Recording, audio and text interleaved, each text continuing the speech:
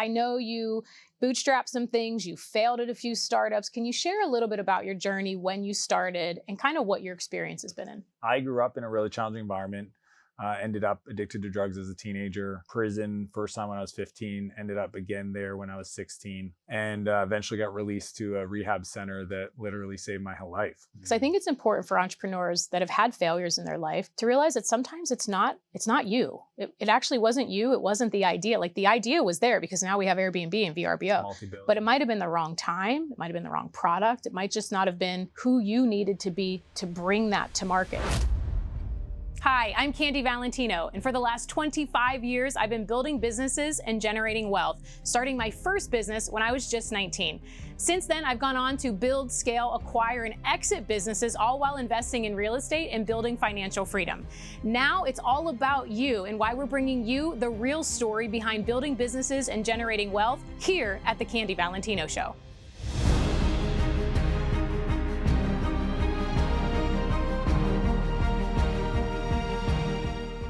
All right, everyone, I am so excited for you to tune in with us for another episode of The Candy Valentino Show as you get to listen in to this conversation with my guest today, Dan Martell. Thanks so much for joining us. Candy, it's absolutely my pleasure. Thanks for having me. I feel like we had a little bit of a conversation before we even started. So I want to unpack for everyone watching and listening today, because people see you have a book and they might follow you on social and see all the things you did. But what I find obviously very inspiring for most people is for them to know a little bit about who the entrepreneur was in the buildup to become who they are today. Totally. So I know you bootstrapped some things, you failed at a few startups. Can you share a little bit about your journey when you started and kind of what your experience has been in? Yeah, I mean, I think most people, we have these long stories and then we kind of retell them so that they're short and concise. But I mean, I grew up in a really challenging environment, ended up addicted to drugs as a teenager. Prison first time when I was 15, ended up again there when I was 16, and eventually got released to a rehab center that literally saved my whole life. Like this place is called Portage. It was an 11-month program where I learned about the stories, the meaning. I mean, honestly, Candy, was like the best personal development program I didn't know I needed at the time. And it was at the end of that program, I was helping Rick, the maintenance guy, clean out one of the cabins on site. It was built on an old church camp. And I discovered this old computer and a yellow book on Java programming sitting next to it. I literally started the computer up and followed chapter 1 of this book. And 20 minutes later, I got the computer to say, "Hello world." And I was like, "Oh, this thing works," you know? And that became kind of the new addiction. So I kind of got sober then, ended up becoming obsessed with software.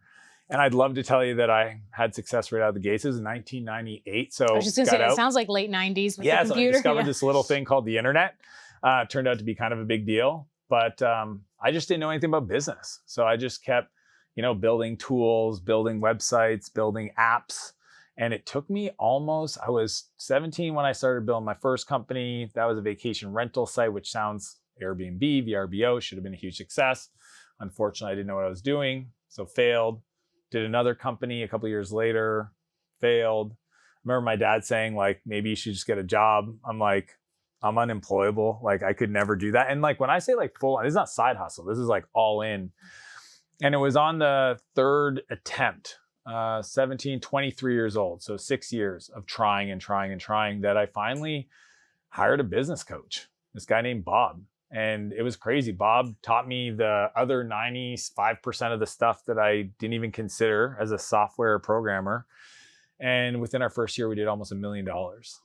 But it required me to become way more than who I was at the time, because I realized that if I want more out of life, that I have to become more, right? And unfortunately, and the reason why I wrote this book, that third company that finally succeeded, I was so scared that I would fail that I became a horrible brother. I was a bad son. I wasn't a good friend at all. I'd go to birthday parties and sit there on my laptop, working on contracts, sending emails, full parties going on around me. And I think I'm like the best person in the world because I'm so busy, but here I am. And I was engaged to a woman, and, 7 weeks before the wedding, I come home and she's in tears and she just says, "I'm done. I can't do this anymore." And she walked out the door and went and lived with her parents. And that was the last time we were together. So I've had the ups and the downs, and I had to find a better way to do it, or I was going to be stuck being, honestly, I was worried I was going to have to be just the cool uncle. Probably shouldn't be in a relationship. Probably shouldn't have kids for sure.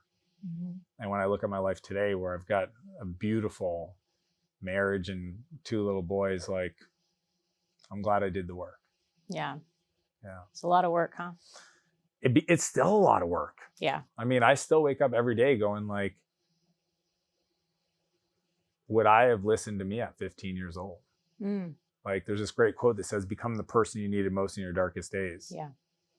And that's what I strive to be. I do it for, my family. I wanted to break that addiction that was part of my parents. My mom was adopted, her parents were alcoholics, and, so I understand where they came from. Yeah. But I just wanted to at least be the generation, my family, to stop that, to stop propagating it. So it took a lot of work. Yeah. Yeah. And I think you touched on something in their story that I want to just point out for everyone listening or watching, is that sometimes when we have one addiction, we try to get a better life and replace it with something else. And it turns into typically destination addiction, right? I've been there. So when you were saying the laptop at the party, I'm like, oh, I know exactly what that looks like, because that was me. And then I would feel proud of myself that I wasn't watching the television and doing all this stuff. I was still working towards my goals. But then you actually miss out on so much life. And I think that when you're in your early 20s or even 30s, you don't realize that until you're probably a little bit older. Yeah. In retrospective, right? The wisdom. But I also love how you touched on that Airbnb type company, because I think it's important for entrepreneurs that have had failures in their life to realize that sometimes it's not you. It actually wasn't you. It wasn't the idea. Like, the idea was there because now we have Airbnb and VRBO, but it might've been the wrong time. It might've been the wrong product. It might just not have been who you needed to be to bring that to market. When you look back at that first failure, do you think, you know what, I wasn't equipped to do that? I know exactly what it is in hindsight. I didn't plan to win. I'll tell you why. So I started this thing. It's called maritimevacation.ca. My dad had a cottage, a little place that, he would rent out during the summer to help pay for it. And he'd get those calls. Anybody in real estate, is it available? How far is it from the beach? And, it's 97, 98. And I go, I think I could build the site so that you don't have to answer these calls anymore. Mm-hmm. And so he gives me a couple $100. I needed the server to host the site. And I just kept building. And I remember I was trying to get customers, and my buddy Dave goes like, I think there's like a magazine that has all the bed and breakfasts in it. And I was like, where is this thing? He's like, the tourism board has it. And I was like, oh. So when I found this, it literally had the addresses of every bed and breakfast. So I paid my little brother Mo $3 an hour to type it into a Microsoft Access database, and did a mail merge with Microsoft Word and printed out all these letters. And I just send it out. And I said, if you want a web page, send me $30 and some pictures and I'll scan them in. And love it. Direct mail. And I remember the day my dad came back, we were living in this apartment, and he gets the mail and there's a stack, and he just looks at me and he calls me Danielle. He goes, what did you do? And I was like, oh, it worked. Oh my gosh. And that was what was important for me, even though it didn't in the long term win. Yeah. It taught me how to make $1 off the internet. Mm-hmm. And I'll tell you, anybody that builds something and puts it out there for somebody to buy from you, and it's not your uncle or your family member, your best friend, and you make $1 on the internet, that's the day you've gone pro. And that planted a seed inside of me of like the excitement of what could come from this. Now, I didn't plan for success, and the guy who started at thecottage.com did. So he had a .com at the cottage. He had a team. He was dedicated to this. I was doing it as like a side thing. I was still in high school at the time. And so, eventually my customers ended up leaving. And that was just like this moment. I said, well, when I decide to do something next time, I'm going to at least plan for success. I'm going to plan that this is going to work. I'm not going to play not to lose. I think that's a big thing you hear in business often, is like, be on the offense, not defense. Like, always push, always grow. Because if you're doing things out of fear, which I was doing the least amount of effort to not risk anything, then the person that's willing to show up and invest in a better domain, or invest in a better brand, or invest in anything, they're going to compete against everybody else that's playing not to lose. Yeah, I love that. I love the offensive thinking about that. What do you think? Was it just that, or was there anything else that you intentionally did from the first and the second failure as you went into the third build? The second one, I started a web hosting company. We ended up getting a bank as a customer, which sounds crazy. Wow. I partnered with my brother. He was a sales guy, you know, looked the part, fast talker, all those things. And I was the tech guy in the server room, like literally spent my time, you know, installing software and making sure the emails got sent and all that. And he got the bank. And I was nervous. And he was like, can you handle it? He's a sales guy. He doesn't even know. He's like, can you do it? And I'm like, I think so. And we ended up porting their whole website to our system. And I remember it was like a Sunday afternoon and my brother's calling me and it's like, you know, John from the credit union's freaking out and they said the site's down and my heart sank and I ran over to the server room and like trying to get myself in there and we got hacked. Oh. And and I was like trying to like unplug wires and like I didn't know what was going on. So it was like unplug the cable and then the power and that was, you know, unfortunately it didn't end well and we ended up having to shut the company down and we had no money. And the reason why is we had a lot of customers, but we weren't making any money. So that second business, I learned the value of margins. Okay. So a lot of people get into business and they might have the revenue and you know this, I love this is your world. and you know, they're all excited and when you ask them how your company goes, they say, well, we got 13 employees. Don't know why that matters, but that's cool. Or, you know, we did $1 million in revenue. It's like, okay, but how much you keeping, right? That's right. Yeah. And that was the moment where I realized like I worked way too hard to make zero money. At the end of it, we were 20 grand in debt. We each had to write off these lines of credit. And I just said, okay, if I'm going to build something, I'm going to figure out how do you fight to be the top, right? Not the bottom. There's always going to be a low cost leader, right? The Walmarts. That's just not a place. That's not where you can create a great company, a great brand. You literally start to be like, there's value there. You're priced appropriately, but over time you want to get the service better and better and better. So that was that lesson I learned in the second company is don't sell commodities, right? Like you could probably make a lot of money selling salt.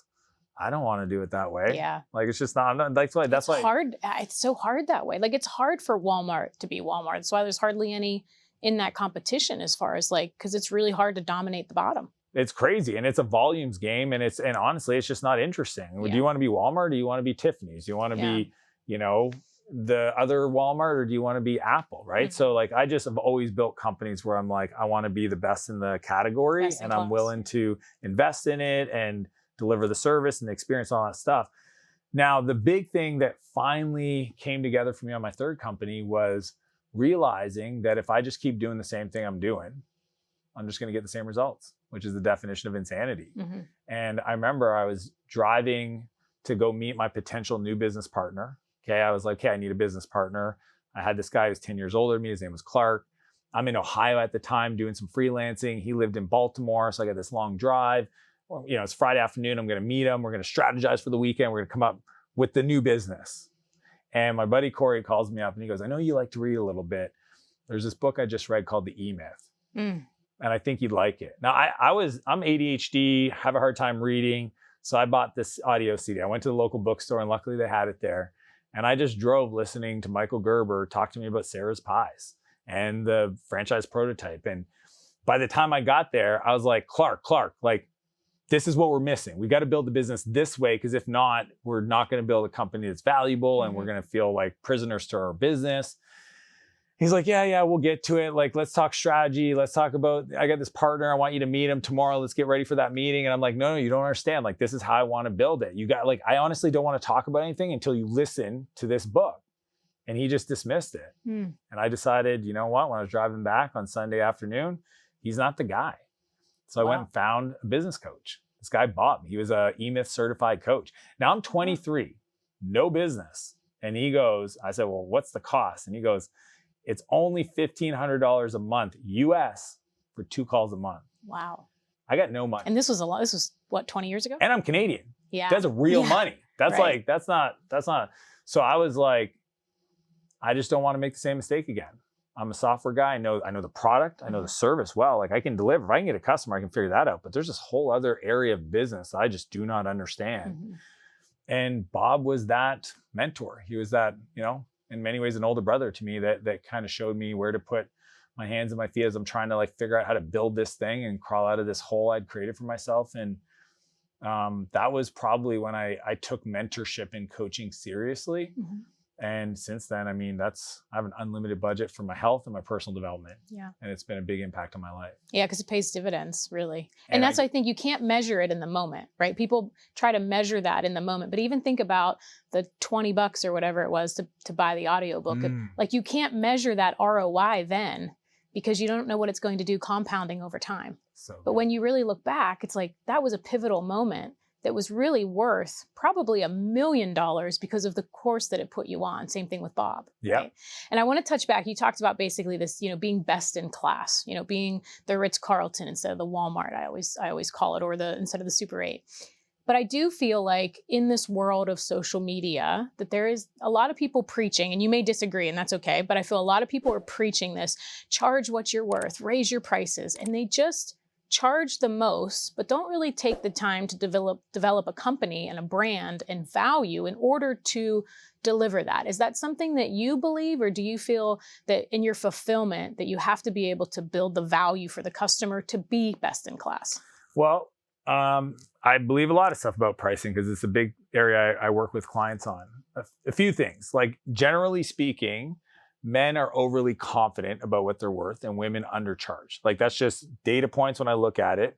And so I think everybody should raise their prices, but at the same time, they should ask themselves, like, what's the value I'm bringing, right? So I always do the 10X. It's like, if whatever I'm charging somebody, I got to be able to correlate that within the first 30 days, I'm generating that kind of ROI. And most people that are selling coaching services, agency stuff, they don't even really know what they're doing. Like, some of them had success, and great, they might have had success.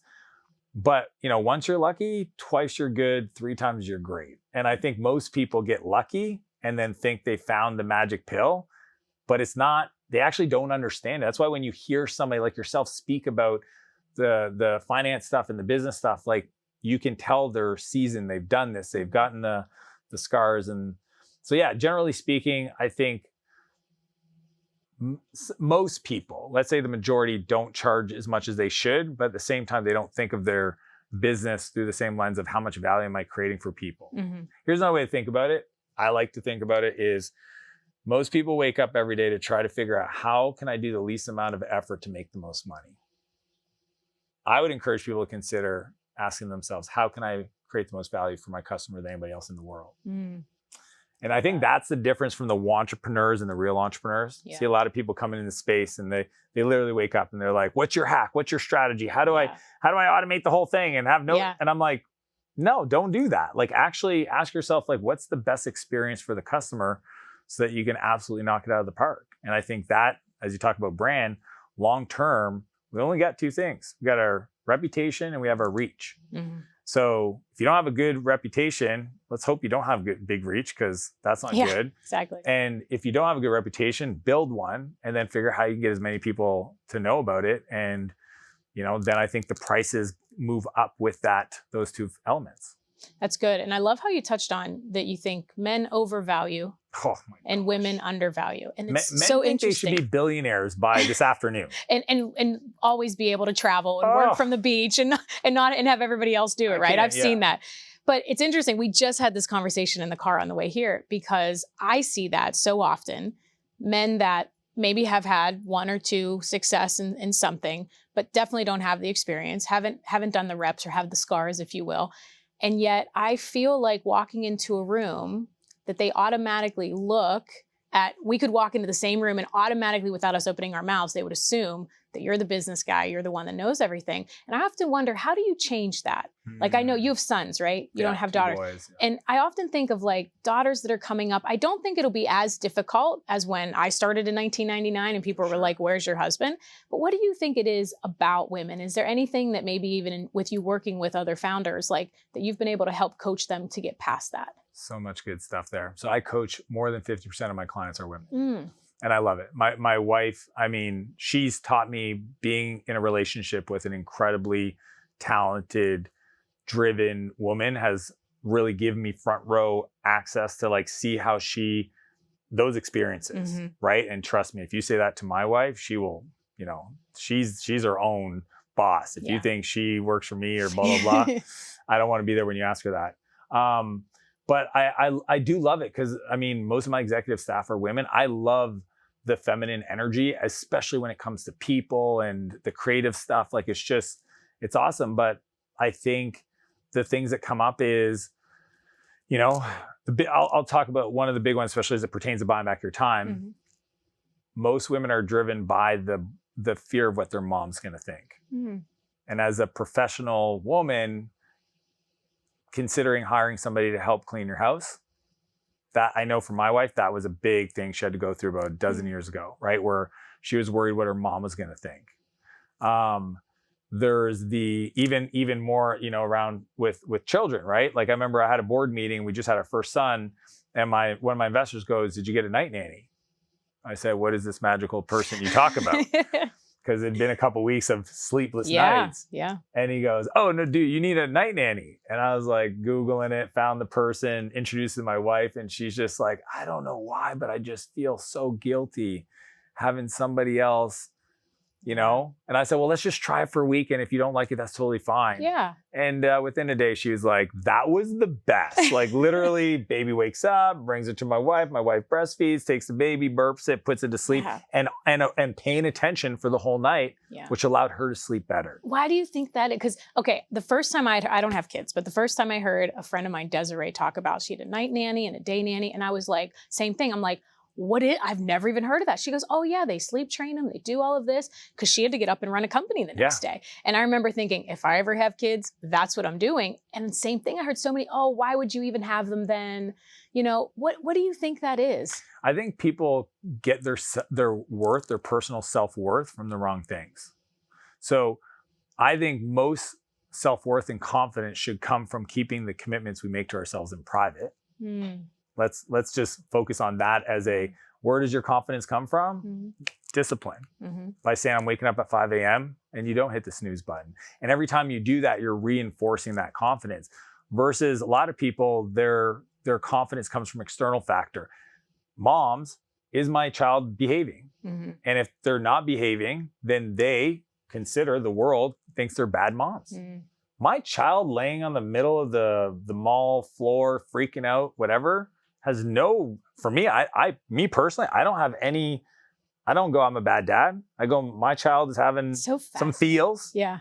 And I'm cool. And I'm going to hold space for him. And I'm not going to cave in. Yeah. And we're going to go through this together because he's 5. And I'd rather deal with this at 5 than wait till he's 15. Just saying. Because my boys are going to be big boys. I'm like, we're going to work on this when the monster's small, not when it's big.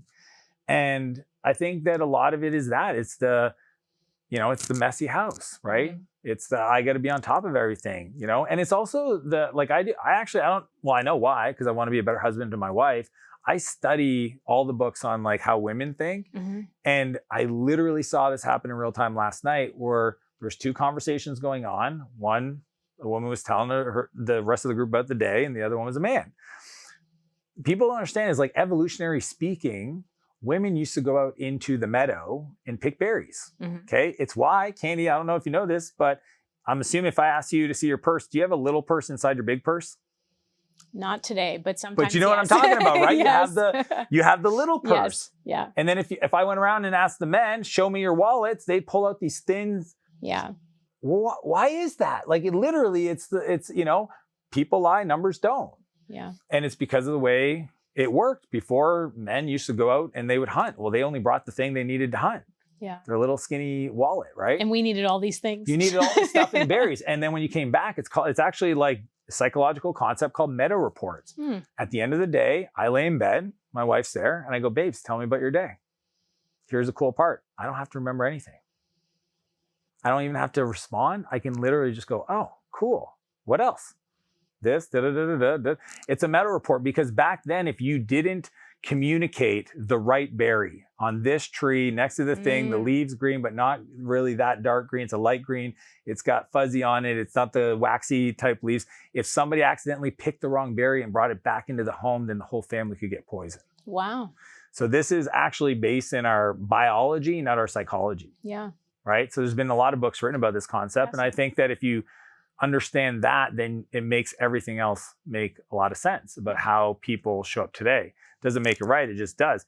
I love your idea of saying, how in the future could somebody show up in a room where people give them the exact same respect as a male, and there's no assumptions because there shouldn't be. Yeah. Right? Because I think, honestly, women are better entrepreneurs. Like, they got the people side, which most men will never figure out.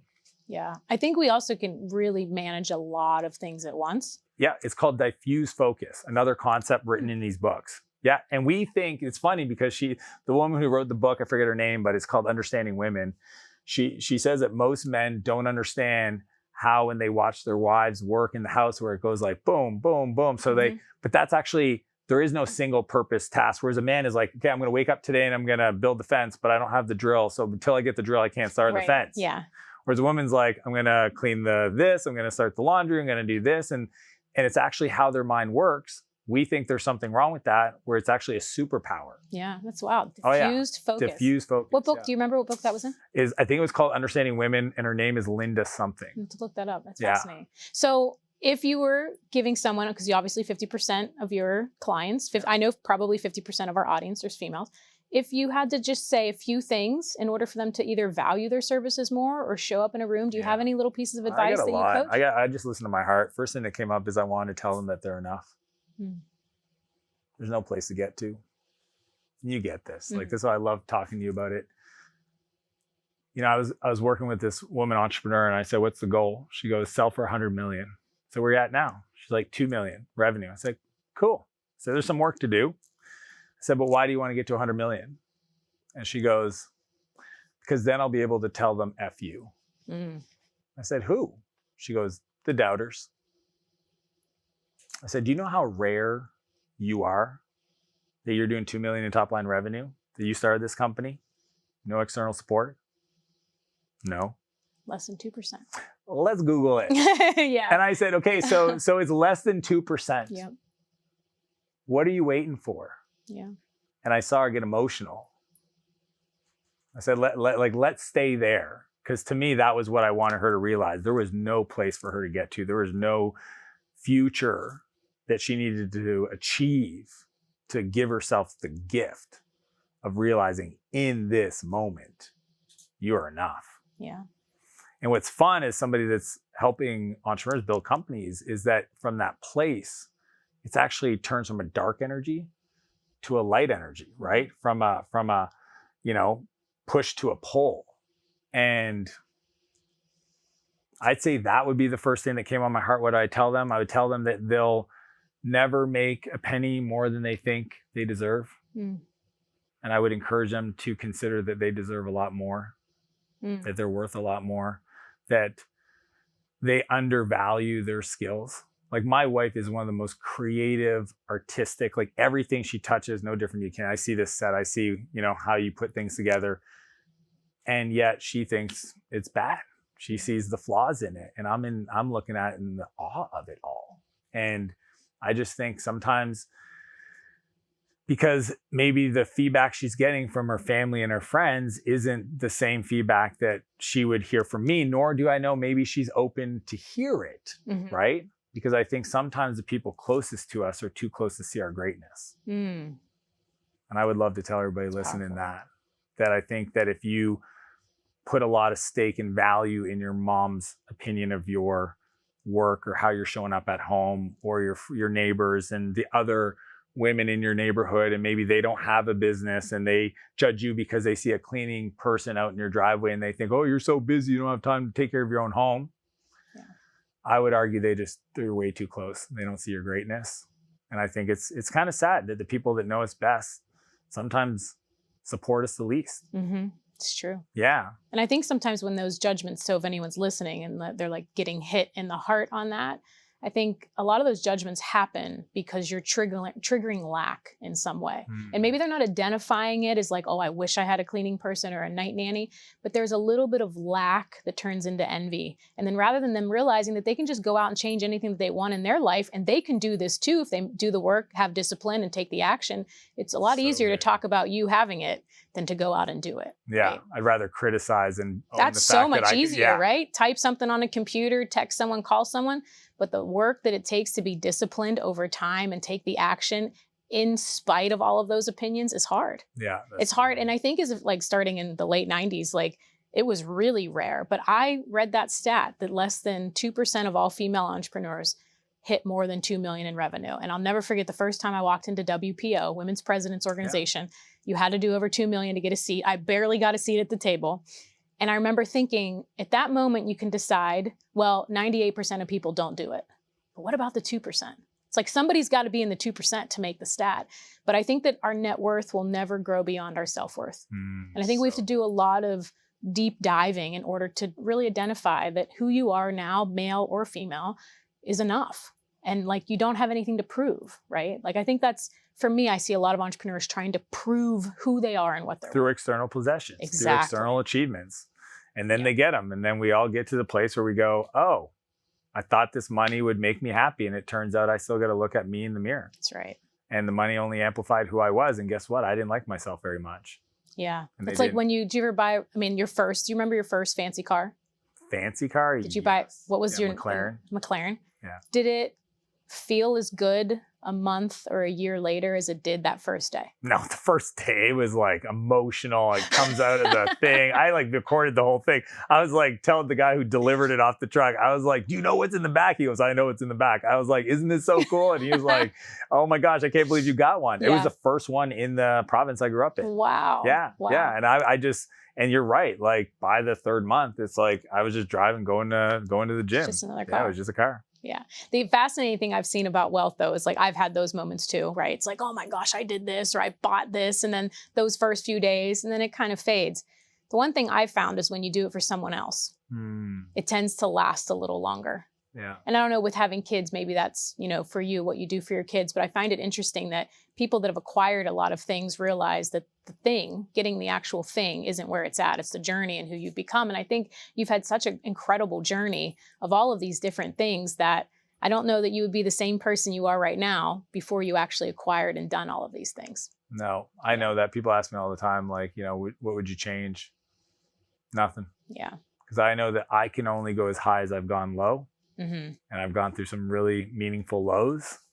I'm just grateful I met people like Bob and others that were like, hey, I need you to understand that just because that thing happened, it doesn't mean that you're this way or that way or you can't achieve stuff. We just got to kind of reassociate, like you've been sharing with people. It's like the meaning you're giving those things are not supporting you, right? And if you work on you, then it's just, you got more to give. And you're right. I will 100% do more for other people I'll ever do for myself. Yeah.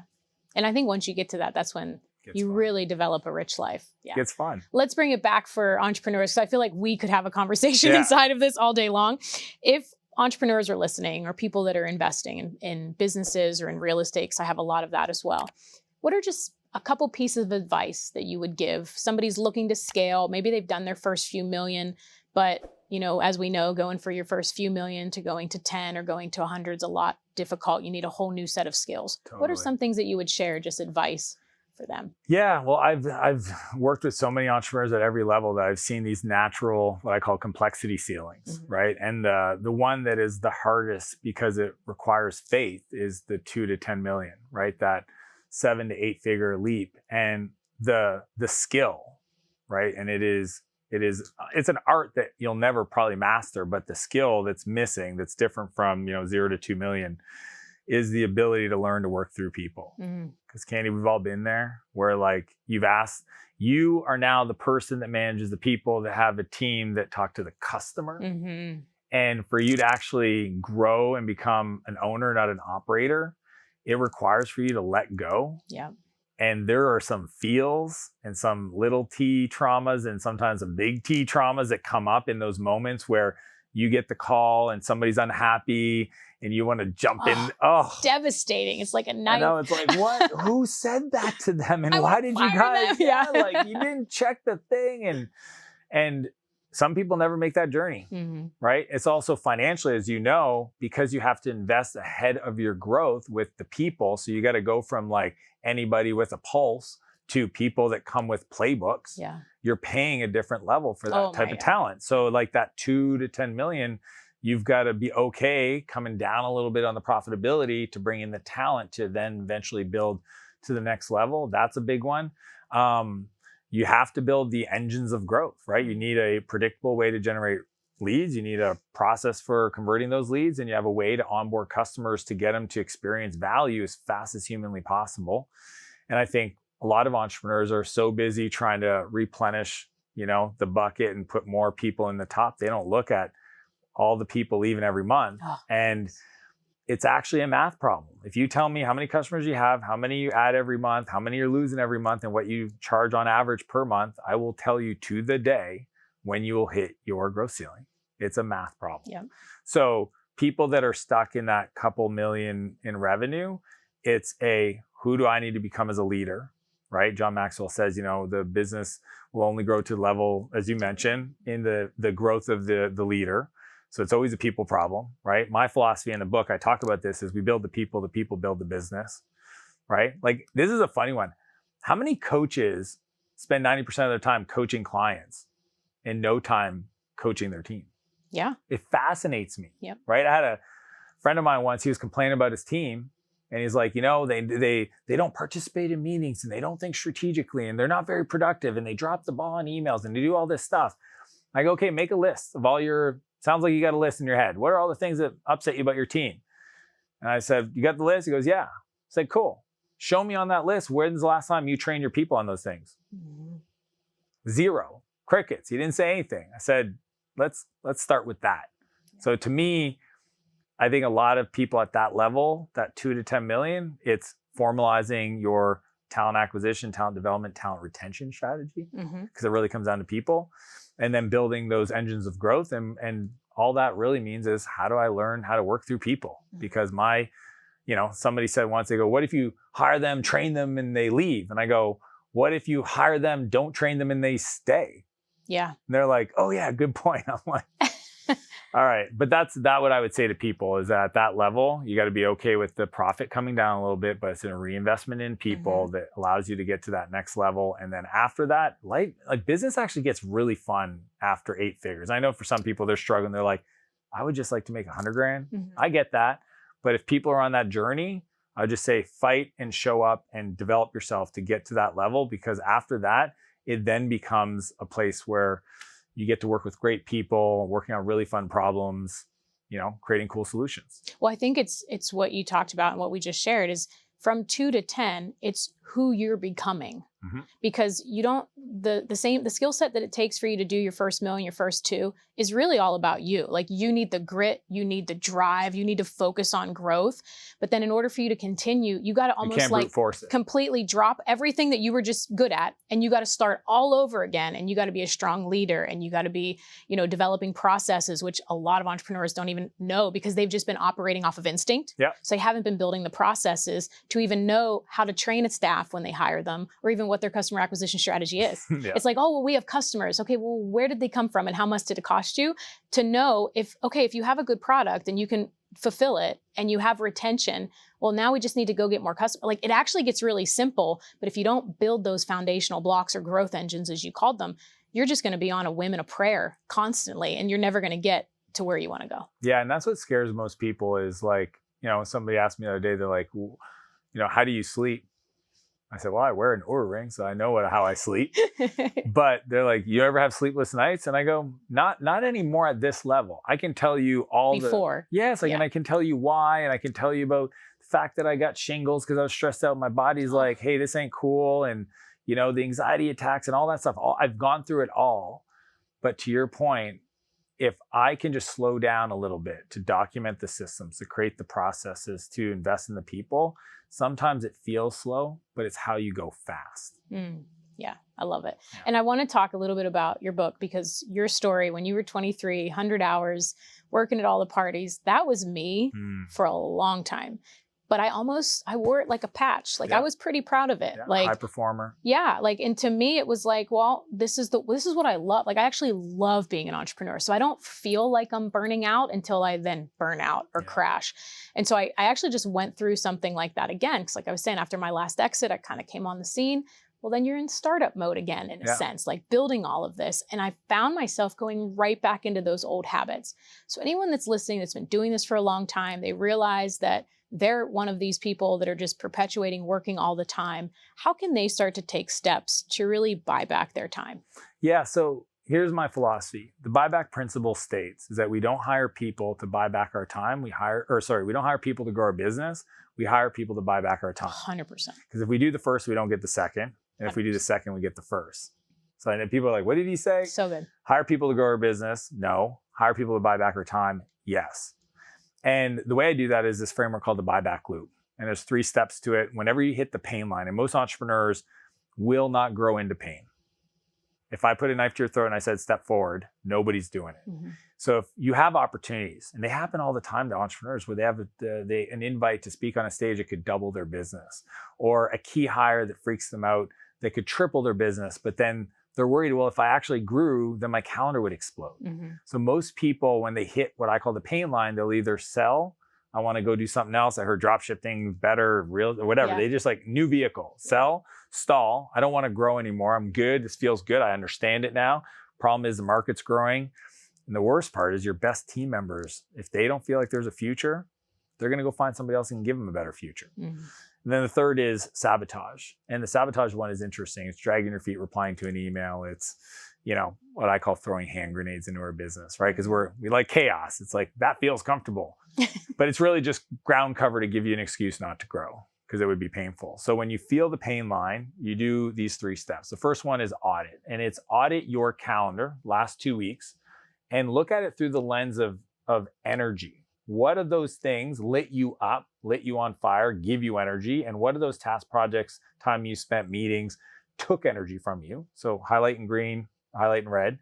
And then evaluate each one of those areas from a cost. So $1 sign is things I could pay somebody, $15 an hour to do. And $4 signs is kind of like how expensive is a restaurant. It all depends on what scale you're at. But $1 to $4 signs is paying somebody to do your work, the director or CEO, whatever it is. And then once you look at that and you're like, okay, all the red stuff, all the $1 or $2 sign stuff, that goes into a bucket. And that is the only next hire I make. So I give a very clear, concise, constraint-based strategy to scale that it would be impossible for you to build a business that you grew to hate. And that is the mission I'm on, is I want to help every entrepreneur grow a company they don't grow to hate. So once I got that, then it's transfer. Well, how do I give it to somebody else to do, right? Because that's like where people are thinking, well, I'm already maxed out and I got to hire someone, they got to train them, all this stuff. My philosophy is called the camcorder method.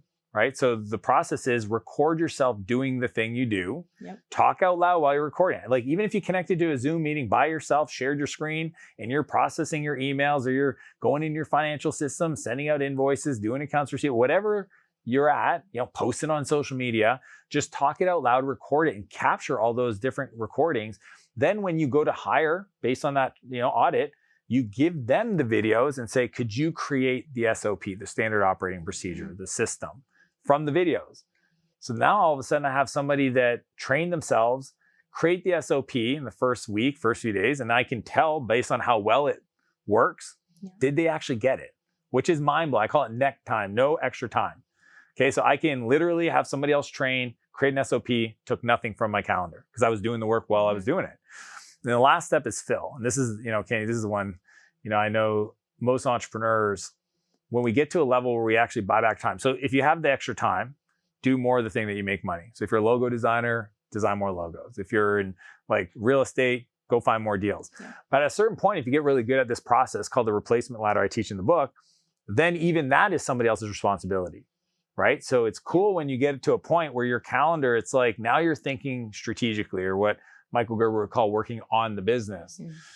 What I would argue with people is at that level, this is where we really double down on not just doing more of the things that makes you money, but investing, becoming more. And the more is in areas of skills. Here's where I'm at. Here's where I want to go. What are the skills I need to acquire? Probably need to be better at financial, knowledge. I probably need to get Candy stuff. I got to be in some coaching. I got to be a better leader, communicator. I've never really been trained on training other people. Mm-hmm. So like, how does that work? Is there a course I could take? So that's the skill side. Then there's the beliefs, right? Because at the end of the day, I could teach you how to do Facebook ads, but if you have a belief that everybody that runs Facebook ads are evil people, you're not going to hit go. So what worldviews do you have that are holding you back? Because I think that one of my favorite questions to ask entrepreneurs is, what scares you most about your greatness? Right? If you were to crush it in life right now, what would you fear? Would you fear that you would not have time for your family? Would you fear that you'd be unhealthy because you wouldn't have time to work out? Would you be, and in that space, that belief, that worldview, huge opportunities to unlock growth. And then the other one is character traits, because, you could be the most skillful at something and have incredible beliefs around how this is, money beliefs and abundance and all that stuff. But if you have no discipline, if you have no drive, like these character, I almost look at like a ladder of success, and on the left side skills and then beliefs, and then the character traits are the rungs of the ladder, but it's what locks it in to the person. That's where I would encourage people to go fill. Because if you look at the buyback loop, right, and it really acts as a slingshot, because when it comes around, you're coming back with like all this time and energy and kind of like excitement to be back in the business. But if you don't finish that last part of filling your calendar with things that light you up, that makes you more money, that invests in yourself, then you don't get that slingshot effect. And all you do is you keep going back and forth between audit, transfer. Okay, I'm overwhelmed. Who do I need to hire? What do I not like doing? What could I pay somebody a little bit of money? Hire that person, be disappointed, be upset, fire that person. It's like a hamster wheel. Yeah, it just goes. Yeah. I meet these entrepreneurs and like, I tried that, it didn't work. It's like, yeah, you didn't work. Like, it ain't the thing. Yeah. The top people, the 2%, they do this. You should really study the people at the 2%. What do they believe about life that I don't believe? How are they showing up in the world in a way that's different than the way I'm showing up in the world? When you asked me about my first car, I remember these kids stopped me at a gas station. They're like, rev your engine and, do this. And I was like, cool. And then they always ask, like, what do you do? I know you want to know what I did to buy this car, but what I would love to share with you is what I don't do. Like, here's the deal. I don't drink. I don't party. I don't gamble. I don't stay up all night playing video games. I'm not mean to people. I don't believe the world is out to get me. I don't have a victim mentality. Like, and they're just like, these little kids are like, oh my gosh, you're so serious. How did you make money? I'm like, crypto. And I just leave. No, I'm just kidding. But I think that's a really big idea for people to consider, is like, for you to have more space to do more, you got to say no to the things you're currently doing. Like, literally this year, if you want to grow next year, half of everything you do this year, you just cannot do next year. And you just got to figure out what that half is. Oh, I love that. And it's so interesting when you talk to people that have achieved a certain level of success in business, who's legit and who's a lot of fluff. And I always feel like I can know it because we almost say the exact same things, but just a little bit different, because the principles are all actually the same. Even though there's no playbook, if someone's starting a business or wants to start investing, you can't really give a playbook of what exactly to do, but there are themes that are all similar when you talk to people that have built a certain level of success. And I love how you talked about finding what energizes you, finding what lights you up, do more of what lights you up. Like, it's really simple. Might not be easy, but it's pretty simple, right, to apply. And then I want to stack one thing on top. You might even have this in the book, but I always tell people, once you identify those dollar signs, as you call them, when you really look at what you make over time and you divide that down. So I always tell people, take what you actually make, your net operating income or your salary, whatever your situation is, divide that by all the hours that you actually work. If you can pay someone else to do that job for less than what you're currently doing it, you're a fool to not hire someone. So like cleaning your house, if you can hire someone to clean your house for less than what you make, or it gives you time to free up to do something that you love, that money, it's priceless. The ROI on it is priceless. You can't measure it. Better than the stock market. Yeah, absolutely. Better than index fund. Yeah, and most people don't look at it. I knew I would love this conversation. That's chapter 2 of my book called The Buyback Rate. There you go. Well, it's the principle. It's like you said, it's like, these aren't even my original ideas. This is like years and years ago of just like picking up all these, again, success leaves clues. I'm like, what are they doing? How do they think about their time? What beliefs do they have about their self-worth and what they say no to, right? Like what I learned a long time ago is a yes is a no. So if I say yes to something, I'm saying no to a goal or a dream. And if I say no to something, I'm saying yes to the possibility of my goal or dream. That's right, which is actually really hard to do. So hard. I mean, it's hard to eliminate, and I see business owners do this. They don't want to eliminate a product or a service because, well, I made money, but they don't realize that if they took that same effort and doubled down on something else, that they can exponentially grow and probably break through another break point just because of getting so focused on one thing that they do really well. 100%. So I love that. Who's this for? Is this just entrepreneurs? What's funny is I wrote it for a very specific entrepreneur. I think, people should write books for a specific person. And it was an entrepreneurial person. What's blown my mind since it's come out, it continues to sell more copies every week than the previous week, which I don't understand how that happens. I won't. I love it. Good. Yeah, no, I appreciate it because I did spend 2.5 years writing it. Oh, good. But I think one of the reasons why is because CEOs are buying it for their executive teams, their directors. Yeah, because like we teach our team to buy back their time. Yeah. Right. It's like to the degree that you figure out how to clean up your calendar, then you have the space to become more, which means if you want that promotion, there's some work to do to become somebody that can lead that higher level of responsibility. So if you're stuck doing 40 hours a week, just doing the work, you don't have time to become more, then that's not going to allow you to develop into the person we need. So we've always taught this framework and teach people how to think and do a time and energy audit. And I think that's what's been really cool is non-entrepreneurs and executives, just high performers that want to just get more out of their day. Because like the empire word scares people. The subtitle of my book's Get Unstuck, Reclaim Your Freedom, and Build Your Empire. But my definition of empire is a life of unlimited creation we never have to retire from. And I want that for everybody. Yeah. I can totally see that these principles, even if somebody's working in a job or working for someone else or just thinking about love, it's all there. Because even for the mom that's working a job and feels so guilty about having someone clean her house or watch her kids or take them to soccer because she's so exhausted or she wants to pick up an extra shift or do something that really lights her up, like it's almost like giving people permission to do the things that they really know that they should. They just need somebody to say that you can. Yeah. Chapter 3 of the book is called Time Assassins. And I wrote down 25 names of people I love, friends of mine, entrepreneurs, successful high performers, athletes. And I said, what beliefs do they have what are the objections? And I just systematically worked on the book and wrote them down and then created this chapter to just talk through this. Cause like, I'll show you how to do it. But if I can't get you to believe that you're worth more, that other people, 80% done by somebody else is 100% freaking awesome. Yes. Like, you know what I mean? Like if I can't sell you on these points of view, then you're just going to feel stuck. Yeah. So yeah, I worked a lot on the mindset side. Love that. I have one final question, and we're going to make sure that we link up everywhere of your SaaS foundation, everything that you've got going on, your academy. But I always ask one final question. If you woke up tomorrow and everything that you have built is gone, your academy, the book, the companies, your holding company, everything is gone. You have no money in your bank account. The only thing you get to retain is the information in your head. Nobody knows your name. They're not going to pick up your call just because they know you. You just get to retain the information that you've built and the knowledge that you've built over this two decades of your life and business. What are some of the first things you would do tomorrow to start to build it all back? First thing I would do tomorrow is find out who has a problem that I can solve with my time. And as soon as I found that person, and I would just dial, I would show up, I would use my feet. Like there's no resource need. I just need to have conversations. And literally as soon as I got somebody that has a problem, I would get them to trust me, take their money, buy back my time. I would literally hire an assistant, first hire, because I want to be spending all of my time talking to customers, delivering value for the customers. And I would communicate the value in a way that I need them to pay up front. See, that's the unique part of what I would think I would do is I would get them to pay up front for 6 months or a year and then take that capital, reinvest it in buying back my time. It's literally chapter 5 of my book. So and then just show up every day to create as much value for my customer more than anybody else in the world. And I think it's just a winning formula.